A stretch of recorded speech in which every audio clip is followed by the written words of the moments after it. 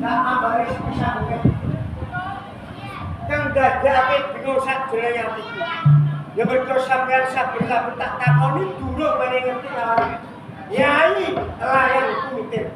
Ya Mas, tenane dadi iki sopo kena-kena ape sampe dhewe. Umpama karepe sampeyan iki mau pidato apa dhewe karep apa, Mas? Layan kumitir. Tenane saben kala mangsa kowe kelawan aku gak tenane tapi dhewe nane mau semutus ora yo kan. Jadi sing ngongkon iki Kanjeng Rama Lugender banjur duweni karep apa kan Mas? Tenane kan dinopate bener kuwi duweni panjoko kang luhur. Panjoko kang luhur. Apa panjokone? Kang Mas Rayasito iku aja gawe bingung lan aku kang awokan yai. Tenane pun kakang berarti sing kang luhur. Minangka dadi ratu ning Praja Majapahit. Sampeyan dadi ratu ning Majapahit.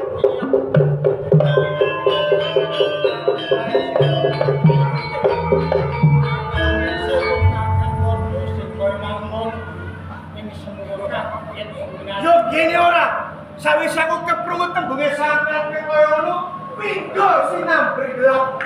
Padha-padha putra Bupati yo Rama Lugender kang minang yo ing kene mong siji kang diunggulake kang Kanjeng Rama ora ono yo sampeyan dhewe.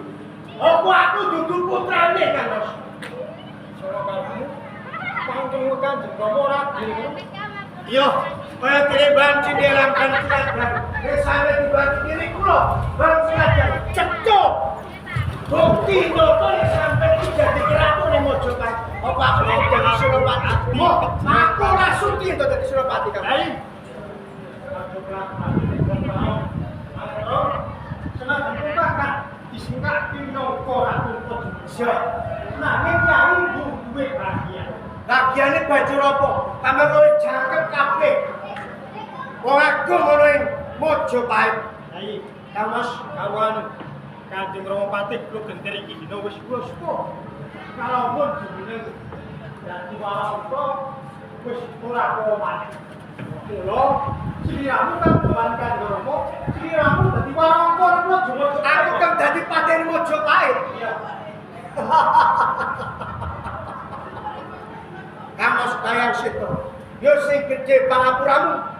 Mergo aku wis salahin panapa sepisan kawon Kanjeng Rama ping pindho lan sampean. Yen kaya ngono, Kanjeng Rama Lugender iku ramban jidhe ban sladan ora beda-beda kelan putrane. Kang Mas